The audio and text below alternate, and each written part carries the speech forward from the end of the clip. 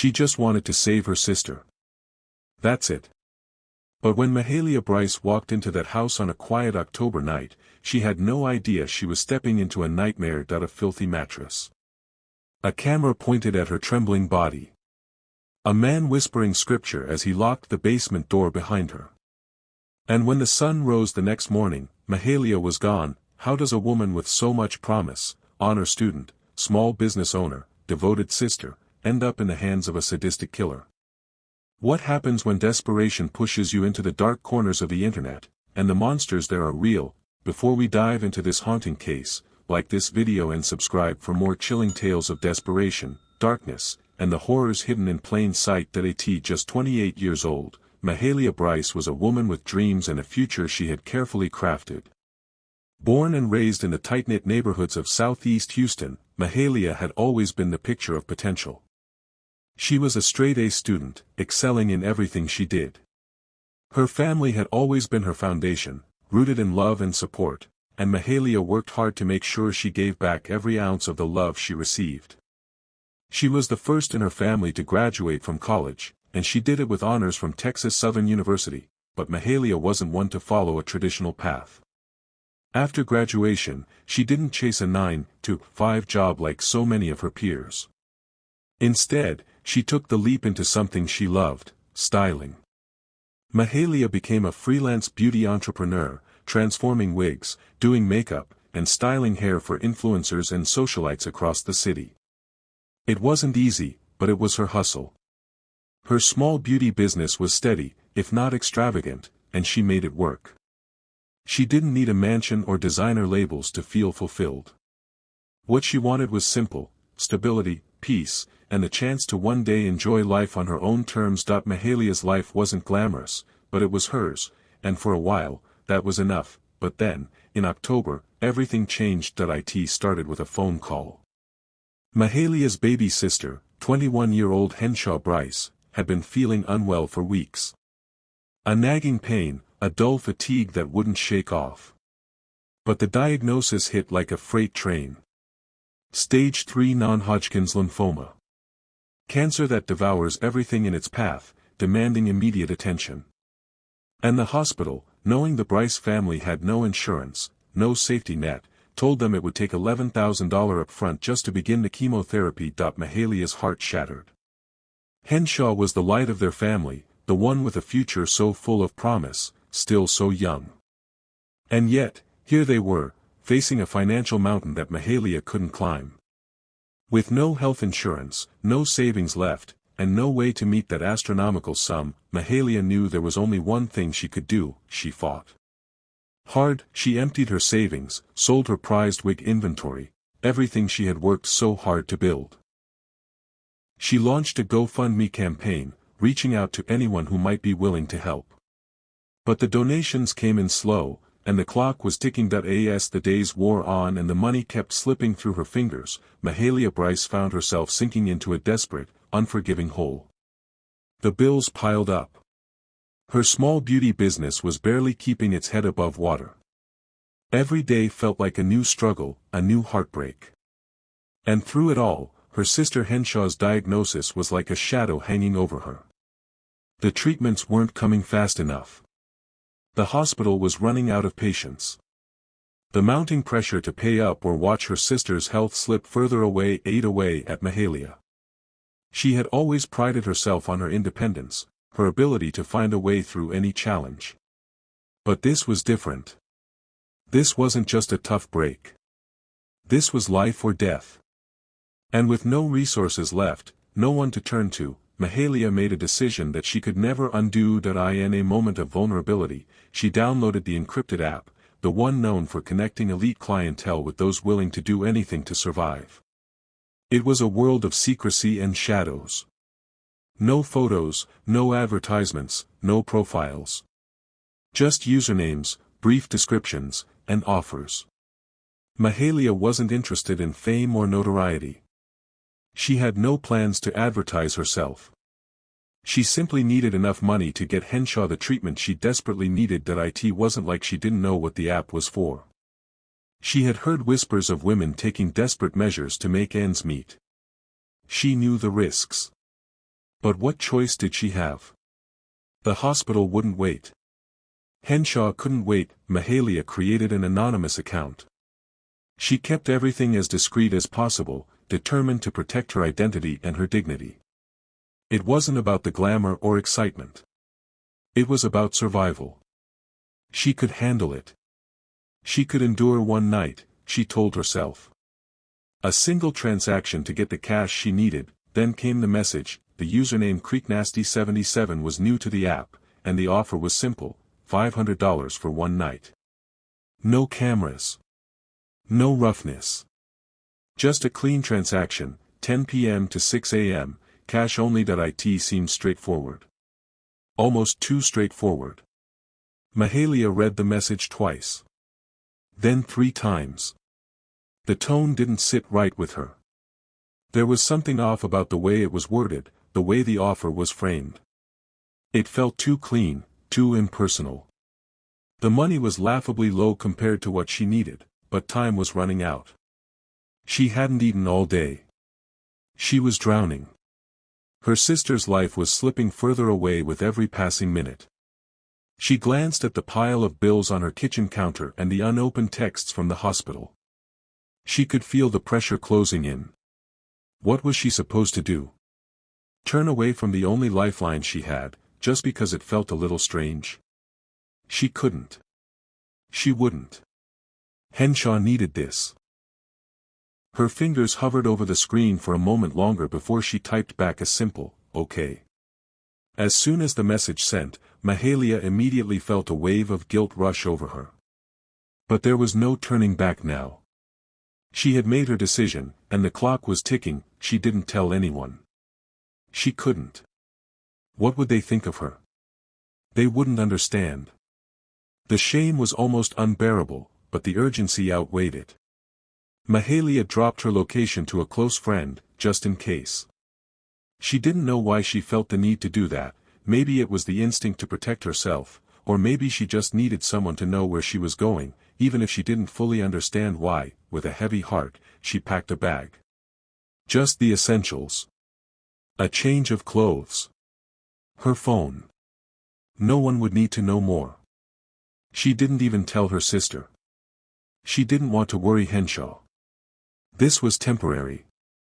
A means to an end. It wasn't supposed to be anything more. Mahalia called an Uber and stepped outside into the cool Houston night. The streets were quieter than usual, the kind of night where everything felt too still, as if the city itself was holding its breath. She slid into the back seat of the car, her heart pounding in her chest. She couldn't shake the feeling that something wasn't right, but what else could she do? At exactly 10:32 p.m., Mahalia sent her final text. It was short, direct, just letting her friend know she was heading out. "I'm on my way. I'll be fine." Those were the last words she would ever send. Her phone buzzed with the confirmation of her drop-off. She was close. The lights of the city flickered past the window, and Mahalia's mind raced. She was too far in now to turn back.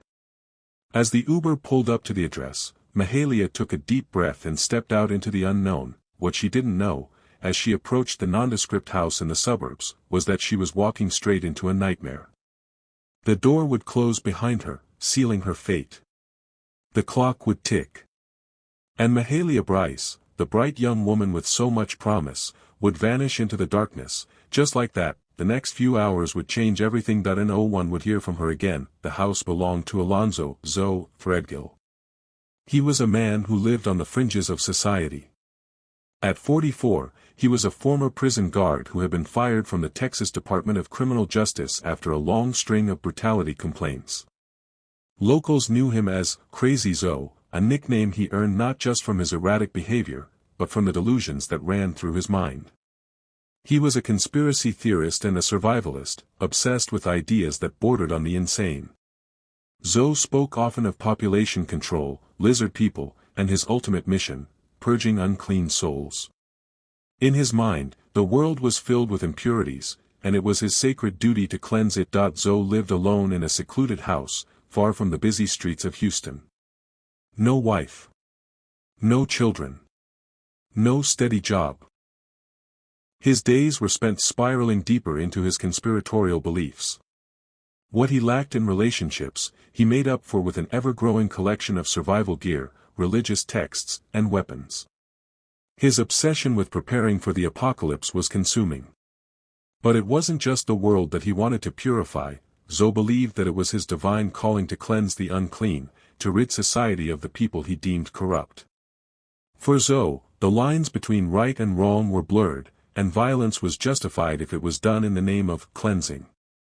Yet, the terror Zoe inflicted on his community wasn't something that could be easily seen. He kept to himself, rarely interacting with others unless it was on his own twisted terms. There was no one to suspect. There was no indication that the man they called Crazy Zoe was anything but a harmless eccentric. But under the surface, a dark and horrifying secret festered, one that would remain hidden for far too long. Mahalia Brice had been missing for 48 hours when her best friend finally felt the chill of panic creep up her spine. It was unlike Mahalia to just disappear, especially after having made arrangements for a job. Her last text, sent at exactly 10:32 p.m., had gone unanswered. That wasn't like her. Mahalia never ghosted a client. Not once. Something was terribly wrong. Her friend immediately filed a missing persons report, but as is too often the case, the investigation didn't gain much traction. Mahalia was a black sex worker in Texas. Her disappearance didn't create the same urgency as it would for someone else. The police shrugged it off, chalking it up to another woman vanishing into the shadows of a system that often overlooked women like her. But that would change. 2 days later, a group of teens filming a TikTok horror skit near the Neches River stumbled across something that would turn the case, and their lives, upside down. As they wandered along the riverbank, one of the teens noticed something gleaming in the sand.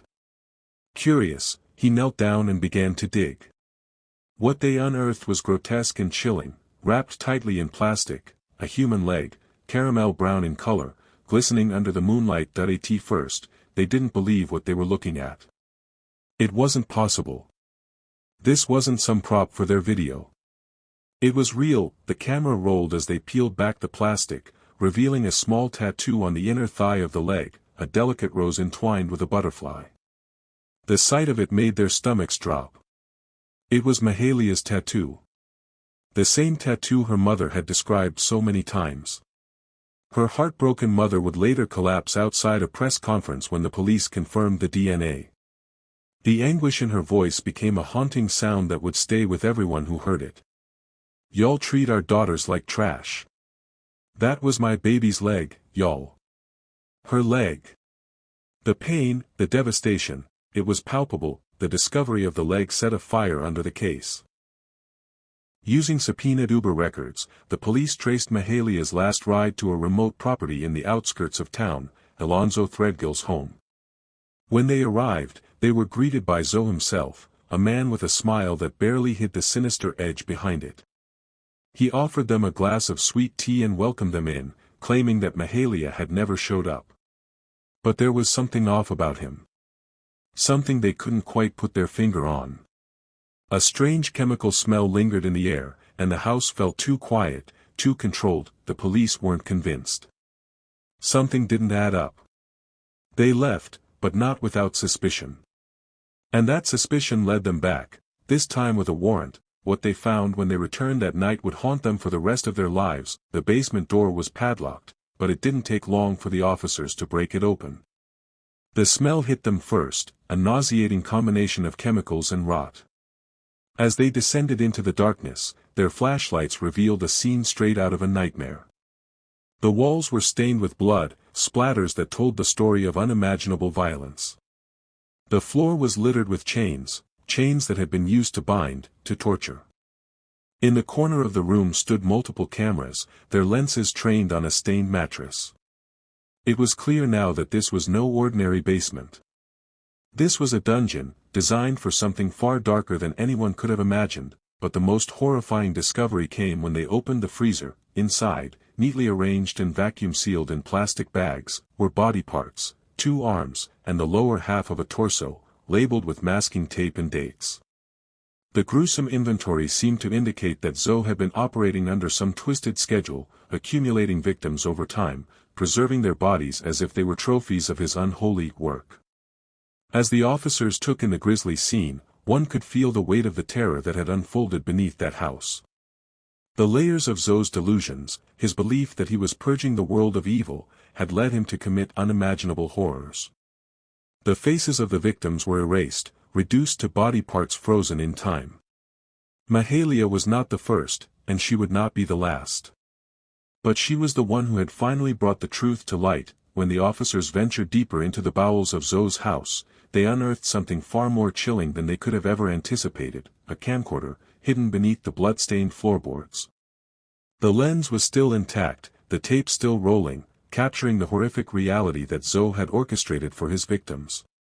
The footage was grainy, shaky, but undeniable. In the dim light, Mahalia's face appeared, her eyes wide with terror, her body bound to a bed, struggling helplessly against the restraints. Her mouth was gagged, her breaths ragged as she stared directly into the camera, silently pleading for mercy that would never come. The timestamp on the footage read 11:14 p.m., mere moments after Mahalia's last text. She had been alive when Zoe filmed her. Alive and terrified.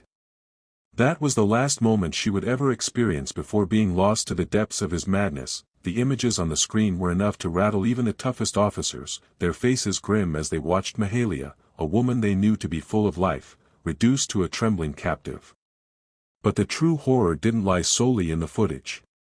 It was what Zoe had left behind in his journals that would forever cement him as one of the most twisted killers in history. Elonzo, Zoe, Threadgill had meticulously documented everything. His warped mind had put his beliefs to paper, detailing each woman he captured and purified. In his journals, Zoe referred to himself as the Divine Butcher, a self-proclaimed holy figure who saw his actions as part of a divine mission, a mission to rid the world of what he considered the unclean. He viewed these women, these victims, as nothing more than temple defilers, sinners who had to be cleansed through the most grotesque of rituals. The journals described Zoe's process in disturbing detail. He wrote of how he selected his victims based on their perceived impurities, women he judged to be morally flawed, their very existence an affront to the purity he craved. And Mahalia, with her defiant spirit, was considered one of the most valuable. According to Zoe, she was the most defiant. The hardest to break. She fought against him, fought with every ounce of strength she had left. But to Zoe, her resistance only proved her unworthiness, making her an even more prized target. But Zoe didn't just kill his victims, he ritualized them. He believed in taking holy trophies, body parts that he would label, preserve, and keep for himself as symbols of his divine work. A finger here, a limb there. Each part had its own meaning, its own place in his grotesque shrine. It was an obsession with purity. Zoe believed that by removing these parts from the body, he could rid the world of their sinful energy. The most disturbing part of his rituals, however, came after the killings. Zoe didn't just leave his victims' bodies to rot. He consumed them. He ate pieces of their flesh, as if absorbing their essence could somehow purify him.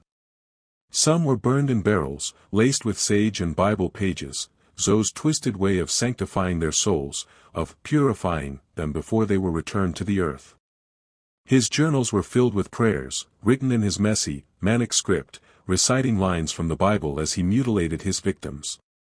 They had to be purified, one entry read, before return to the soil.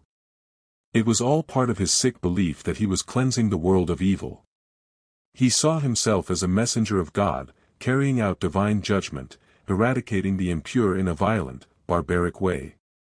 He justified his actions with scripture, twisting religious texts to fit his delusions. Zoe wasn't just a killer, he was a man on a self-appointed holy mission, one that justified every barbaric act he committed. When the authorities finally apprehended him, Elonzo Threadgill didn't resist. There was no fight. No anger. He simply laughed. His twisted smile never wavered as they cuffed him and read him his rights. He looked at the officers, his eyes wild with madness, and muttered, "I was doing the Lord's work." It was as if he believed his actions were justified, as if he had been carrying out a divine order that had been placed on him, but there was no mercy, no sanctity in his actions. The man who called himself the Divine Butcher had left behind a trail of blood, pain, and suffering that no amount of religious delusion could excuse. His delusions, his obsession with purity and cleansing, had led him to commit unspeakable acts, and for Mahalia and the other women who had fallen victim to his madness, there would be no salvation. The police, horrified by what they had uncovered, knew one thing for sure: Zoe was beyond redemption. His mission of madness had come to an end, but the legacy of his brutality would haunt the community forever. And for Mahalia's family, the pain was unbearable. Their daughter, their sister, was a victim of a man who had seen himself as a purveyor of holiness, yet in reality, he was nothing more than a monster. As Zoe was led away, laughing and muttering to himself, the true horror of what had happened beneath that house began to sink in. The trial of Elonzo, Zoe, Threadgill was unlike anything the community had ever witnessed. It was a courtroom transformed into a circus of madness, a place where every shred of humanity was put on display for all to see. The defendant, the self-proclaimed Divine Butcher, wasn't interested in following the rules. He wasn't interested in the law. He refused to acknowledge the reality of the charges against him. Instead, he ranted loudly, proclaiming himself to be a prophet, sent by God on a sacred mission to rid the world of unclean women. His voice thundered in the room as he screamed that Mahalia Brice had been chosen to be his sacrifice, a vessel to purify the defiled. He went on about the visions he'd received, the dreams instructing him to eliminate the temple defilers, women like Mahalia, who he believed were polluting the earth. His words were so venomous, so disturbing, that the judge, a seasoned figure who had seen his fair share of trials, had no choice but to order his removal mid-speech. It wasn't long before his outbursts were so extreme that security had to escort him out of the courtroom, and the proceedings were paused as the room collectively exhaled in relief. But that wasn't the most disturbing part of the trial. As the prosecution presented evidence, jurors were shown excerpts from the horrific footage Elonzo had filmed of his victims. Just seconds at a time, enough to make the horror undeniable, but not enough to traumatize them entirely. Some jurors had to leave the room, unable to stomach what they had seen. Afterward, multiple jurors sought counseling, their minds scarred by the raw terror they had witnessed on screen. It was too much. Too real. Too much like something that could happen to anyone. Elonzo's reign of terror had lasted for years. He lured women using burner phones and cryptocurrency, making sure no trace of his actions would ever be left behind. Mahalia had been his most recent victim, but she was far from the first. Investigators uncovered bone fragments beneath the floorboards of his underground bunker, fragments that belonged to at least 3 other women whose names would never be known, whose lives were stolen without a trace. Elonzo had documented it all. Every capture. Every brutal act. Each victim was reduced to nothing more than a trophy. He kept their body parts, preserved them, catalogued them like a twisted collection. In his journals, he referred to himself as the Divine Butcher, a self-proclaimed holy man cleansing the world of cursed women. The defense tried to argue that Elonzo was insane, that he truly believed God had chosen him to carry out these grotesque rituals. They claimed that he was a man of faith, driven by delusions of grandeur, and that his actions were the result of a warped mind, not pure evil. But no one was buying it. The jury wasn't moved by his defense. His insanity plea fell flat, as they saw him for what he truly was, a monster, wrapped in delusions of divine purpose. In the midst of it all, Mahalia's family took their turn to speak. Her mother, weak from the long months of mourning, remained silent. But it was Mahalia's sister, Henshaw, who stood bravely in the face of the court, wearing an oxygen mask to help her breathe as her frail, chemo-ravaged body barely held up under the strain. With all the strength she could muster, she lifted the mask and spoke through the raw pain in her voice, "She did this for me. She died trying to save me." The words struck the room into an eerie silence. Henshaw's grief was palpable, raw, and unrelenting.